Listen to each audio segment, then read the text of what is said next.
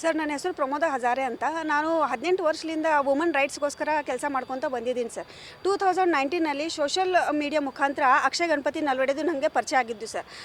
ಅವ್ರು ನನ್ನ ಕೆಲಸದ ಬಗ್ಗೆ ಇನ್ಸ್ಪೈರ್ಡ್ ಆಗಿದ್ದ. ಆಮೇಲೆ ಒಂದು 6 ತಿಂಗಳು ಆದ ನಂತರ ರೆಗ್ಯುಲರ್ ಚಾಟಿಂಗ್ ಮಾಡ್ತಾ ಮೇಡಮ್ ನಿಮ್ಮ ಜೊತೆ ನನಗೆ ತುಂಬ ಹೊಂದಾಣಿಕೆ ಬಾಂಡಿಂಗ್ ಸರಿ ಆಗ್ತಿದೆ, ನಾನು ನಿಮ್ಮಂತಾನೇ ಹುಡುಗಿನ ಮದುವೆ ಆಗಬೇಕು ಅಂತ ಮ್ಯಾರೇಜ್ ಪ್ರಪೋಸಲ್ ಕೊಟ್ಟ ಸರ್. ಅವ್ನು ನನ್ನಿಂದ 14 ವರ್ಷ ಚಿಕ್ಕವನ್ನ ಆಗಿದ್ದಾನೆ. ಅದಕ್ಕೆ ನಾನು ರಿಜೆಕ್ಟ್ ಮಾಡಿಬಿಟ್ಟು ಅವನು ಎಲ್ಲ ಸೋಷಿಯಲ್ ಮೀಡಿಯಾ ಅಕೌಂಟ್ಸ್ ಬ್ಲಾಕ್ ಮಾಡಿದ್ದೆ ಸರ್ ಅವನಿಗೆ. ಅಷ್ಟಾದ್ರೂ ಕೂಡ ನೆಕ್ಸ್ಟ್ ಟೈಮ್ ಅವ್ನು ಲೀವ್ನಲ್ಲಿ ಬಂದಾಗ ನೇರವಾಗಿ ನಮ್ಮ ಆಫೀಸ್ಗೆ ಬಂದು ಕಾಲು ಬಿದ್ದು ಒಂಥರ ಮೈ ಮೇಲೆ ಇದು ಮಾಡ್ದಂಗೆ ಮಾಡಿ ಸರ್ ನಾನು ಮದುವೆ ಆಗಲೇಬೇಕು, ಇಲ್ದಿದ್ರೆ ನಾನು ಯೂನಿಟ್ಗೆ ಹೋಗಿ ಆತ್ಮಹತ್ಯೆ ಮಾಡ್ಕೊಂಡು ಸಾಯ್ತೀನಿ, ನಿಮ್ದು ಹೆಸರು ಬರ್ದಿಟ್ಟು ಸಾಯ್ತೀನಿ ಅಂತ ಬ್ಲ್ಯಾಕ್ ಮೇಲಿಂಗ್ ಮಾಡಿ ಮದುವೆ ಆಗಿದ್ದ ಕಥೆ ಸರ್ ಇದು ಯಾವುದೋ ಒಂದು ಅಂಟಿದು ಲವ್ ಸ್ಟೋರಿ ಅಲ್ಲ ಸರ್, ಇದು ಒಂದು ಕ್ರಿಮಿನಲ್ ಕಥೆ ಸರ್.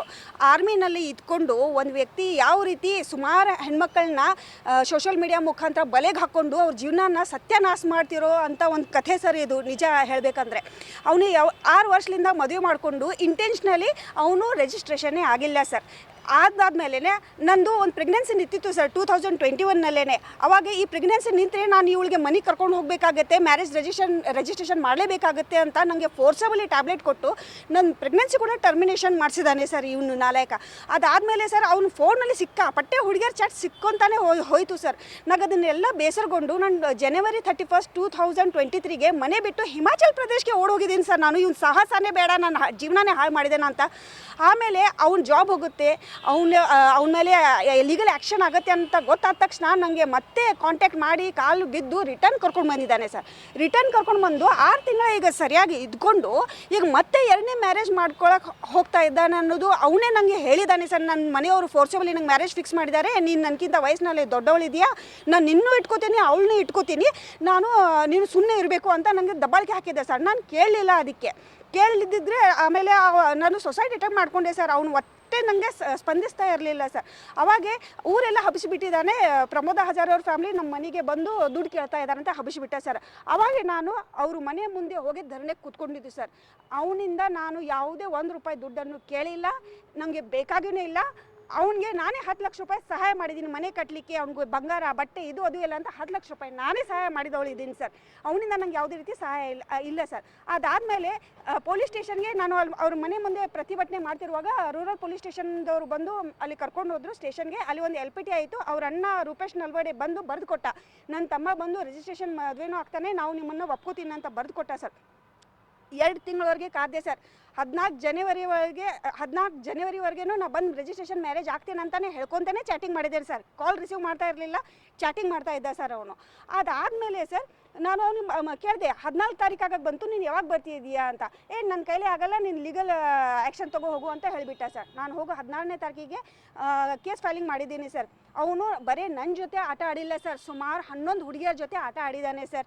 ಆ 11 ಹುಡುಗಿಯರು ಮೀಡಿಯಾನಲ್ಲೇ ಫ್ಲ್ಯಾಶ್ ಆದ ತಕ್ಷಣ ಅವರು ಶಾಕ್ ಆಗಿ ನನಗೆ ಕಾಂಟ್ಯಾಕ್ಟ್ ಮಾಡಿದ್ದಾರೆ ಸರ್. ಕಾಂಟ್ಯಾಕ್ಟ್ ಮಾಡಿ, ಅಕ್ಕ ನಮ್ಮ ಮೇಲೇನು ಇದೇ ರೀತಿ ಆಗ್ತಾ ಇದೆ, ನಿನ್ನ ಜೊತೆ ಮದುವೆ ಆಗಿದ್ದಾನೆ, ನಮಗೆ ಮ್ಯಾರೇಜ್ ಪ್ರಪೋಸಲ್ ಕೊಟ್ಟಿದ್ದ, ನಾವು ತುಂಬ ಕ್ಲೋಸ್ ಆಗಿಬಿಟ್ಟಿದ್ವಿ, ಅವ್ನ ಮಕ್ಕಕ್ಕೆ ಮಳ್ಳಾಗಿ, ದಯವಿಟ್ಟು ನಮಗೂ ನ್ಯಾಯ ಸಿಗಬೇಕಕ್ಕ, ನಮಗೆಲ್ಲ ಮದುವೆ ಫಿಕ್ಸ್ ಆಗಿದೆ, ನಾವು ಕಲಿತಾ ಇದ್ದೀವಿ, ನಾವು ಮೀಡಿಯಾ ಮುಂದೆ ಬಂದರೆ ನಮ್ದು ಜೀವನನೇ ಹಾಳಾಗತ್ತಕ್ಕ, ನಿಮಗೆ ಕೈ ಮುಗಿದು ಕೇಳ್ಕೊತೀವಿ, ನಮಗೂ ನ್ಯಾಯ ಕೊಡಿಸಿ, ಅವನ ಮೇಲೆ ಕಠಿಣ ಕ್ರಮ ಆಗಬೇಕು, ಇಂಥ ನರಾಧಮರು ಹಿಂಗೆ ಓಪನ್ ಆಗಿ ಬಿಡಬಾರ್ದು, ಅವನಿಗೆ ಜೈಲು ಶಿಕ್ಷೆ ಆಗಬೇಕು ಅನ್ನೋ ಒಂದು ಬೇಡಿಕೆ ಹಗಲೆಲ್ಲ ಎಲ್ಲರೂ ಹುಡುಗಿಯರು ಕಾಲ್ ಚಾಟಿಂಗ್ ಮಾಡಿ ನನಗೆ ಕೇಳ್ಕೊಡ್ತಾ ಇದ್ದಾರೆ ಸರ್. ಪೊಲೀಸರಿಗೆ ನಾನು ಹೋಗಿ ಕಂಪ್ಲೇಂಟ್ ಕೊಟ್ಟಿದ್ದೀನಿ ಸರ್, ಎಲ್ಲ ಎವಿಡೆನ್ಸಸ್ ಎಲ್ಲ ಕೊಟ್ಟಿದ್ದೀನಿ, ಎಲ್ಲ ಪಂಚರು ಎಲ್ಲ ಸಾಕ್ಷಿ ಎಲ್ಲ ಕೊಟ್ಟಿದ್ದೀನಿ ಸರ್. ಈಗ 8 ದಿನ ಆಯಿತು ಸರ್, ಅವನು ಬಂದಿದ್ದಾನೆ ಬೆಲ್ಗಾಮ್ಗೆ, ಆದರೆ ಅವ್ನ ನಂಬರ್ ಟ್ರೇಸ್ ಆಗ್ತಾ ಇಲ್ಲ. ಅವನು ಬೇರೆ ನಂಬರ್ಸ್ ಯೂಸ್ ಮಾಡ್ತಾ ಇದ್ದಾನೆ ಸರ್. ಕ್ರೇಜಿ ಕಿಲ್ಲರ್ ಅಂತ ಒಂದು ಇನ್ಸ್ಟಾಗ್ರಾಮ್ ID ಮಾಡ್ಕೊಂಡು ಎಲ್ಲ ಹುಡುಗಿಯರಿಗೆ ಇನ್ಸ್ಟಾಗ್ರಾಮ್ ಮುಖಾಂತರ ಮೆಸೇಜ್ ಹಾಕ್ತಾ ಇದ್ದೇನೆ, ನನ್ನ ಪರವಾಗಿ ನೀವು ನನ್ನ ವಿರುದ್ಧವಾಗಿ ಏನು ಹೇಳಿಕೆ ಕೊಡ್ಲಿಕ್ಕೆ ಹೋಗಬೇಡಿ, ನಿಮ್ಮ ಚಾಟ್ಸ್ ಎಲ್ಲ ರಿಲೀಸ್ ಮಾಡ್ತೀನಿ, ಎಲ್ಲ ಬ್ಲ್ಯಾಕ್ ಮೇಲಿಂಗ್ ಮಾಡ್ತಾ ಇದ್ದಾನೆ ಸರ್ ಅವನು. ಇಂಥ ಒಂದು ಕ್ರಿಮಿನಲ್ನ ಎಕ್ಸ್ಪೋಸ್ ಮಾಡಬೇಕು ಸರ್ ಸಮಾಜದಲ್ಲಿ. ಅದಕ್ಕೆ ನಾನು ಹೋರಾಡ್ತಾ ಇರೋದು ಸರ್. ನಾನು ಅವನು ಬೇಕಂತ ನನ್ನ ಹೋರಾಟ ಇಲ್ಲವೇ ಇಲ್ಲ ಸರ್.